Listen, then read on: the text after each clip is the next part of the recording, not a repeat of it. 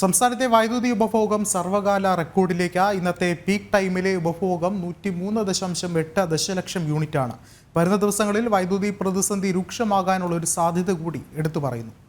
കൂടുതൽ വിവരങ്ങളുമായി ടിൻഡു ദാസ് ചേർന്നുണ്ട്. ടിൻഡു, ഒരുപക്ഷെ വേനൽക്കാലമായതിനാൽ ഇടയ്ക്കൊരു വേനൽ മഴ വന്നെങ്കിൽ പോലും ഈ ഒരു ചൂടിന് യാതൊരു ആശ്വാസവും ഉണ്ടാകുന്നില്ല എന്നൊരു കാര്യമാണ് പറയേണ്ടത്. എന്നാൽ ഇപ്പോൾ വീണ്ടും വൈദ്യുതി ഉപഭോഗത്തിൽ ഒരു വർധനവ് ഉണ്ടാകുന്നു എന്ന് പറയുമ്പോൾ ഒരുപക്ഷെ വരും ദിവസങ്ങളിൽ ലോഡ് ഷെഡിംഗ് ഉൾപ്പെടെയുള്ള ഒരു നടപടികളിലേക്ക് KSEB നീങ്ങുമോ എന്നുള്ളൊരു ആശങ്കയല്ലേ ജനങ്ങൾക്കുള്ളത്?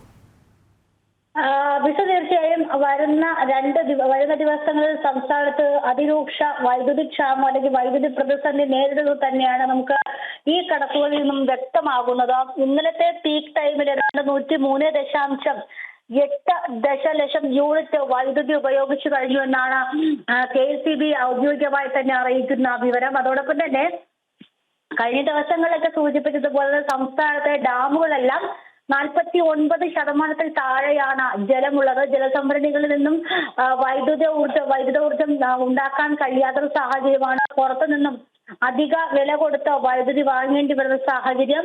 ഒരുപക്ഷെ KSEB നിർദ്ദേശിക്കുന്ന രീതിയിൽ പുറത്തു നിന്നും അധിക വില കൊടുത്ത് വൈദ്യുതി വാങ്ങിയില്ലെങ്കിൽ സംസ്ഥാനം അതിരൂക്ഷമായ ഒരു വൈദ്യുതി പ്രതിസന്ധിയിലേക്ക് കടന്നു പോകും.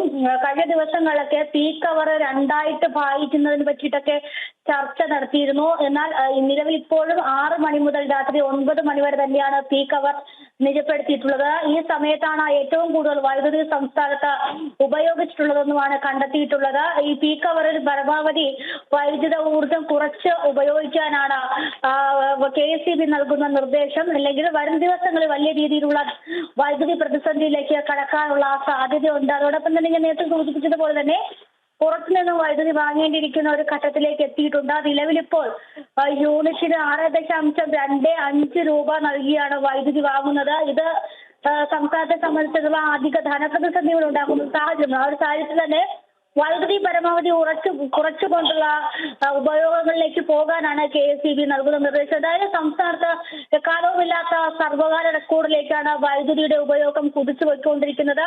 കഴിഞ്ഞ വർഷമൊക്കെ ഈ സമയത്ത് മഴയൊക്കെ ലഭിച്ചിരുന്ന ഈ സമയത്ത് മഴ ലഭിക്കാത്തതും ജലസംഭരണികളിലെ സംഭരണശേഷി കുറവുമൊക്കെ വൈദ്യുതി ഉത്പാദനത്തെ കാര്യമായി ബാധിക്കുന്നുണ്ടെന്ന് വേണം മനസ്സിലാക്കേണ്ടത്. കൃഷ്ണോ? യെസ്, വ്യക്തമാണ്. ടിൻഡു ദാസാണ് വിശദമായ റിപ്പോർട്ടുകൾ പങ്കുവച്ചത്.